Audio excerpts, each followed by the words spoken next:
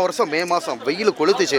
டக்குன்னு என்ன பண்ணுறேன், வாட்டர்மெலன் சாப்பிடணும்னு ஆசை. டக்குன்னு வாட்டர்மெலன் கட் பண்ண சொன்னேன், கையில் வாங்கினேன். அங்கே ரோட்டில் போயிட்டு இருந்த ஒரு பையனை கூப்பிட்டு ஒரு வீடியோ எடுத்து கொடுப்பாங்க. அவ்வளோதான் எடுத்து சார் கண்ணன் படம் வாங்கிட்டு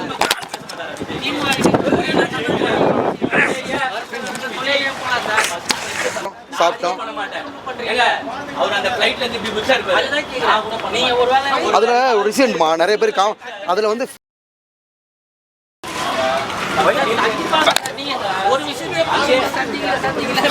ஸோ இதில் ஒரு அசரத்தனமான ஒரு நடிப்பு கலந்துருக்குமா. இந்த நடிப்பு தான் நம்மளை கொண்டு வந்திருக்கே தவிர திறமை இல்லாமல் கிடையாது. நீங்கள் சொன்னாப்புல நான் வந்து யூடியூபர் கிடையாது, ஓகேங்களா. இன்ஸ்டாகிராமில் மட்டும்தான் என்னோட திறமையை காமிச்சேன். அது கிட்டத்தட்ட 400-500 யாருமே 500 சேனல் இன்டர்வியூ கொடுத்துருக்க மாட்டாங்க. ஏன் இத்தனை யூடியூப் சேனல்காரன் எடுத்த சேனலே வந்து திருப்பி நீ இருக்கணும் போடணும். மக்களுக்கு அவ்வளோ பிடிச்சிருக்கு, ரசிச்சிருக்கு. ஸோ ஆபாசம் இல்லாமல் யார் மனசையும் புண்படுத்தாமல் ப்ரொமோஷனும் பண்ணாமல் என்னோட பப்ளிசிட்டி வந்து ஒன்லி, அதாவது என் பின்னாடி டீம் கிடையாதுமா, எடிட்டர் கூட கிடையாது, என் திறமைனால மட்டுமே முன்னுக்கு வந்திருக்கேன். இப்போ நான் இவ்வளோ தூரம் வந்ததே நம்ம முழுக்க நம்மளோட திறமை, கலைத்தாயோட அருள் தாம்மா. சார் இப்போ வந்து சாய் பல்லவி, ஸ்ரீலீலா இந்த மாதிரி நிறைய ஆக்ட்ரஸ் வந்து MBBS படிச்சுட்டு சினிமா வந்திருக்காங்க. உங்களையும் அவங்க கூட கம்பேர் பண்ணிக்கிறதா நிறைய பேர். ஆமாம், நான் டாக்டர் இல்லைம்மா. நான் படிச்சிருக்கிறது வந்து பேச்சுலர் ஆஃப் ஃபிசியோதெரப்பி, 12th முடிச்சுட்டு 5 வருஷம் நீட் எக்ஸாம் கொண்டு வந்திருக்காங்க. ஈவன் சாய் பல்லவியை கூட பப்ளிக்கில் ஆக்டர் சாய் பல்லவின்னு சொல்லியிருக்காங்க. நீங்கள் குழந்தைகிட்ட போய் கேளுங்க, சூப்பர் ஸ்டார் யாருன்னு கேட்டால் சின்ன குழந்தைன்னு சொல்கிற மாதிரி நீங்கள் பச்சை குழந்தைய கேட்டாலும் டாக்டர் திவாகர் பிபிடிஆன் டிகிரியோட கேட்குறான். என்ன reason? I M A clinician. நான் எவ்வளோ ட்ரீட்மெண்ட் வீடியோ ஷேர் பண்ணியிருக்கேன். சாய் பல்லவி மேடம் எந்த இடத்துல ட்ரீட்மெண்ட் வீடியோ ஷேர் பண்ணியிருக்காங்க, எந்த இடத்துல அவங்கள டாக்டர்னு சொல்லியிருக்காங்க, எந்த இடத்துல அவங்கள பற்றி தெரிவிச்சிருக்காங்க. ஸோ நான் வந்து ஒரு நாலேஜபிள் பர்சன் நம்ம இருக்கும். இப்போ கூட சென்ட்ரல் கவர்மெண்ட்டில் ஃபிசியோதெரப்பி மருத்துவர்கள் பேருக்கு முன்னாடி டாக்டர்னு போட்டும் பேருக்கு பின்னாடி பிடின்னு போட்டுக்காங்கன்னு ஒரு லா வந்திருக்கு. நீட் எக்ஸாம் கொண்டு வந்திருக்காங்க. ஸோ நான் ஒரு ஹைலி குவாலிஃபைடு இல்லாமல் சொல்லப்போனால் தற்போதைய காலங்களில் MBBSோட பிசியோதெரபிக்கு ஸ்கோப்பு ஜாஸ்தி. அது உங்களுக்கே தெரியும், பிசியோதெரபி மருத்துவர்கள் எவ்வளோ பிஸியாக இருக்காங்கன்னு. ஸோ அது சொல்கிறனால என்னமா தப்பு இருக்குது?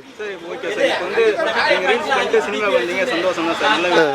ஆனால் இப்போ ஒரு டாக்டராகவும் இருக்கீங்க, இந்த மாரி ஒரு கோமாளி மாரி நீங்கள் பண்ணுறதை பார்த்துட்டு உங்கள் பேஷண்ட் உங்களை பார்த்து பயப்பட மாட்டாங்க, ஒரு உண்மையாக டாக்டர் தானே இல்லை அந்த அவங்க எல்லாரும் சந்தோஷம். அவங்க சொன்ன மாதிரி எவ்வியை விட இன்ஸ்டாவில் போட்டு எல்லா யங்ஸ்டர்ஸையும் கேட்ச் பண்ணேன், எல்லா பிளாட்ஃபார்மும் போயிடுச்சு, இந்த லெவலில் வந்து நிற்கிறேமா. ஸோ அவங்களாம் என்னோட வளர்ச்சி பற்றி சந்தோஷம் தானே படுறாங்க.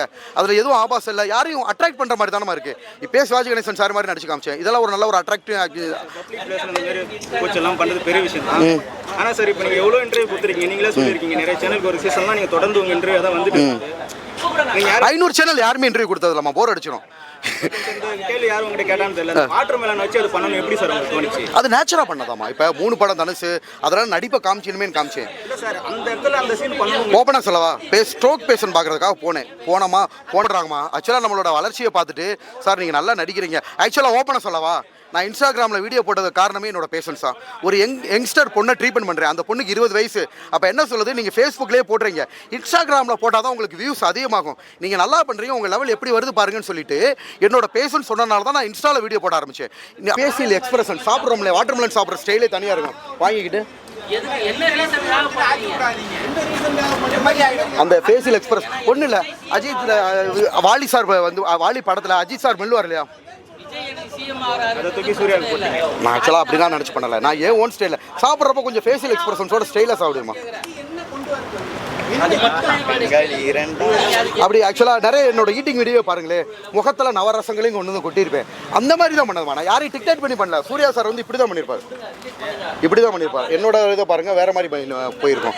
ஸோ சார் இப்போ வந்து நீங்கள் சின்ன வயசுலேருந்து நிறைய பேர் விமர்சனம் பண்ணது நீங்கள் சொன்னீங்க, இப்போ மட்டும் நடிக்கல, நான் சின்ன வயசுல நடிச்சு நிறைய ஃபஸ்ட் ப்ரைஸ்மா நேற்று கூட போட்டிருக்கேன் பாருங்க. 8வது படிக்கிறப்ப, 10வது படிக்கிறப்ப, 11வது படிக்கிறப்ப, அப்போவே நாடக போட்டியில் நான் தான் கேப்டன்மா. பரிசு வாங்குறப்ப நான் தான் போவேன், நான் தான் கதை எழுதுவேன், நான் நடிக்க தெரியாதவனையும் நடிக்க வைப்பேன். ஓகேங்களா. ஸோ அப்போ இருந்து நம்ம திறமை இருக்கனால காலேஜில் போய் அது கண்டினியூ ஆச்சு. சூப்பராக கேட்டிங்கம்மா. நாங்கள் ஹீரோயின்ஸ்லாம் பார்த்து இன்ஸ்பிரேஷன் ஆகிறோமா. ஸ்கூல் நான் படித்தது Madurai saint Mary's Christian school, ரொம்ப ஸ்ட்ரிக்டாக இருக்கும். நாங்கள் வந்து பார்த்தீங்கன்னா நாங்களாக கதை எழுதுவோம், சமுதாய சீர்திருத்த நாடகங்களை தான் அங்கே பண்ணணும். நம்ம சினிமா படங்களாக ரொம்ப பண்ண முடியாது. அப்போ வந்து என்னென்னா எங்களுக்குன்னு அது ஓன் ஸ்டைல். நானே கதை எழுதுவேன், வரதட்சணை கொடுமைன்னு, அப்புறம் பண்ணையார் கொடுமைன்னு எழுதுவேன். நான் பண்ணையாராக வருவேன், என் கூட 2 பேரும் அடையாள போட்டு வா அப்படின்ட்டு ஒரு அடாதடி பண்ணுற மாதிரி, மக்களை ஏமாத்துற மாதிரி. ஸோ அந்த மாதிரி இந்த மாதிரி சீன்ஸ்லாம் பண்ணி தான் நான் வந்தேம்மா. ஆனால் அது ஃபிலிம்னு எடுத்துக்கிட்டால் அஜித் சார் ரொம்ப பிடிக்கும். தலை ரீசன் என்ன சார்? எதனால அஜித்? நாங்கள் 6th 7th படித்த காலகட்டங்கள்லமா அந்த அமர்கலம், தீனா இந்த மாதிரி படங்கள்லாம் எங்களுக்கு ரொம்ப பிடிக்கும். அதெல்லாம் பார்த்து அவரோட ஃபேன் ஆகிட்டோம். ஆனால் நீங்கள் அதிகமாக அஜித் டைலாக் எதுவும் பண்ணது இல்லையா? ஏன் பண்ணியிருக்கேம்மா. இந்த வில்லன் படத்தில் அஜித் சார் நடிச்ச டைலாக் நான் நடிச்சு காட்டுறேன், எப்படி இருக்குன்னு பாருங்க.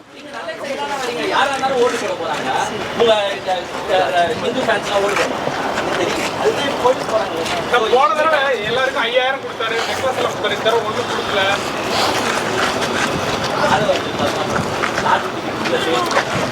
இந்த ரீல்ஸ் பண்ணி நிறைய மில்லியன் வியூஸ் போயிருக்கேம்மா. டைலாக்கே அதெல்லாம் அஜித் டைலாக் அஜித் சார் இருந்தால் இப்போ குட் பேட் அக்கிலே பேசியிருந்தோம்ல, நம்ம என்ன தான் குட்டாக இருந்தாலும் இந்த உலகம் நம்மளை பேட் ஆக்குது. அது ஆக்டிங்னா ஒரு சீன் சொன்னதுக்கு அப்புறம் தான் உள்வாங்கி தான் நடிப்பாங்க. நீங்கள் சொன்னோடனே நடிக்கிறீங்களா? அது எப்படி? அதான் நடிப்பு திறமைமா. புதுசாக நம்ம மைக்க பிடிக்கல, அதனால தான் நடிப்பு அரக்கன் பல பேர்கள் வச்சுருக்காங்க. இப்போ படம் லெவலில் வந்து நிற்கிது.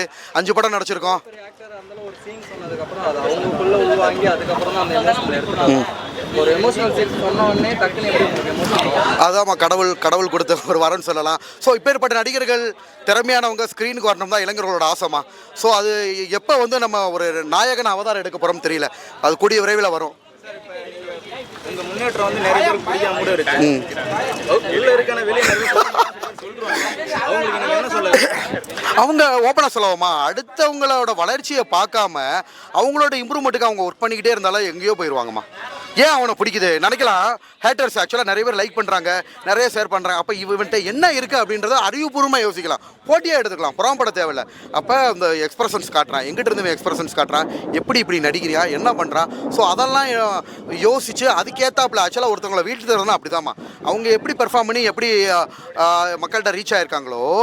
ஸோ அதோட ரகசியத்தை கண்டுபிடிச்சி அவங்க அது மாதிரி கூட ட்ரை பண்ணலாம், தப்பு கிடையாது. ஆனால் இந்த மாதிரி பேட் கமெண்ட் போட்டு திட்டி ஆதங்கத்தை வெளிப்படுத்தாமல் அவங்க வந்து கீழே போய்கிட்டே தான் இருப்பாங்கம்மா.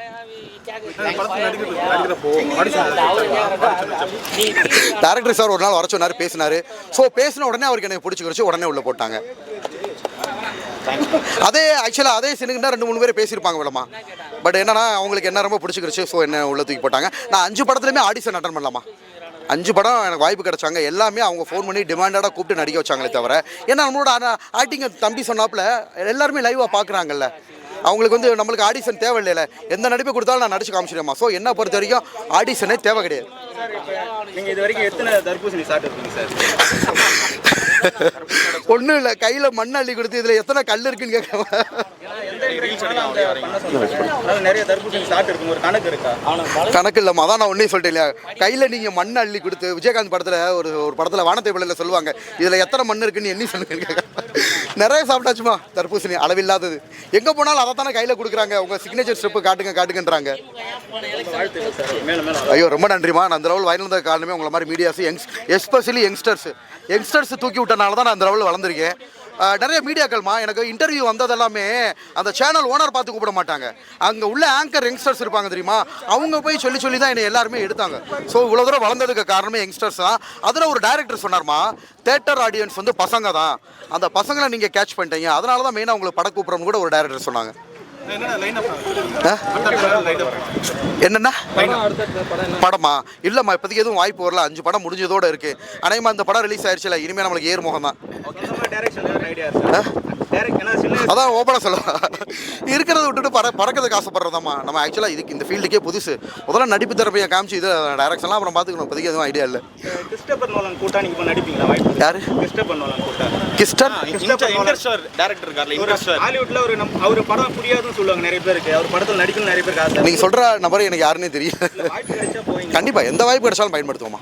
ஏன்னா ஹாலிவுட் அதுக்கு தகுந்த மாதிரி நடிப்பு மாற்றி ஆகணும். அதுக்காக தாராளமா எல்லாத்துலேயுமே கண்டிப்பா யார் கூப்பிட்டாலும் போய் வாய்ப்புகளை பயன்படுத்துவோமா. இல்லைம்மா, அதான் நான் சொன்னேன் இல்லையா, ஸ்கூல் லைஃப்ல இருந்தே நாடக போட்டி, பேச்சு போட்டி. ஆமாம்மா. பட் ஆனால் ஒரு வீடியோ ஒரு வைரல் இதை விட அது கஷ்டமா. சினிமா நடிக்கிறத விட ஸ்கூலில் வந்து எப்படி தெரியுமா, ரெஸ்ட்டே இருக்காது. 1/2 hour கண்டினியூஸாக ப்ராக்டிஸ் பண்ணி கஷ்டப்பட்டு நடிக்கணும். சினிமாவில் அப்படி இல்லை, கேப் விட்டு நிறைய பேர் கோரியோகிராஃபர் இருக்காங்க. ஸ்கூலில் பண்ண தான் கஷ்டம் ஆக்சுவலாக என்ன கேட்டால். அப்போ அதை பண்ண எனக்கு ஒரு படம் வரும் இல்லையா, திருவிடையாரில் பாட்டும் நானே, நான் வந்து கற்றுனேன், என்னோட இதில் வந்து கற்றுக்கிட்டு வந்தது அப்படின்னு சொன்னது. உடனே எல்லா இது மதுரைக்கு வந்த சோதனை. ஒரு பாடகர் வந்து பயமுறுத்துவார் பாருங்க சிவாஜி சொல்லுவார், நான் அங்கே கற்றுக்கிட்டு இருந்ததை லேசாக பாடுனேன், அந்த பாட்டை கேட்டுட்டு எதிரி வந்து போனால் அந்த நாட்டை விட்டு ஓடிடுவார், மதுரையை விட்டு, பாண்டிய நாடை விட்டு. அது மாதிரி என் ஸ்கூலில் கற்றுக்கிட்டதை லேசாக தான் இதில் காமிச்சிருக்கேம்மா, ட்ரைலர் தான், இன்னும் எவ்வளவோ இருக்குது. நீங்கள் இதை எதிர்பார்த்தீங்க இந்த மாதிரி ஒரு வாய்ப்பு? எவ்வளோ ரீல்ஸ் பண்ணியிருக்கீங்க நீங்கள்? இப்போ ஃபர்ஸ்ட் டைம் இந்த மாதிரி பப்ளிக் பிளேஸில் வந்து இந்த மாதிரி நிறைய இன்டர்வியூ கொடுத்துருப்பீங்க, இந்த மாதிரி இன்டர்வியூ கொடுத்துருங்க. இது வரைக்கும் பண்ணாத என்ன ரீல்ஸ் நம்ம ஆடியன்ஸ்க்காக என்ன பண்ணுவோம் புதுசாக ஏதாவது டக்குன்னு அதை ஒரு படத்தில் வச்சிங்கன்னா ரீக்ரியேட் பண்ணுங்க.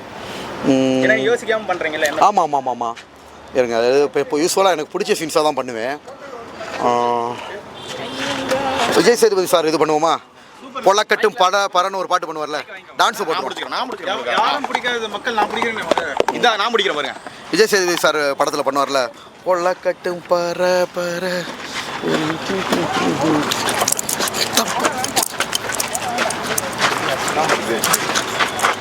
ஓகேம்மா இருக்கு சார். வீட்டில் உட்காந்து எஸ்பெஷலி பவானி சீன் பண்ணியிருப்பேன். பாத்தி எத்தனை விக்கெட் அவுட்டு, எனக்கு வந்து நியூஸ் படி 2 விக்கெட் அவுட்டு 2 ரிட்டையர் விக்கெட்டு. இதுக்கு மேலே அந்த பசங்களோட தான் சுற்றியான்னு வச்சுக்கவே, இன்னைக்கு செத்தவே நாளைக்கு சாவா, நாளைக்கு செத்தவே நாளாண்டைக்கு சாவா, அப்புறம் செத்துக்கிட்டே இருப்பாங்க. நன்றி வணக்கம். பாத்தி நான் பிறக்கிறப்ப குப்புறப்படுக்கலையா, மட்டமல்லாக்க படுத்திருந்தேனா.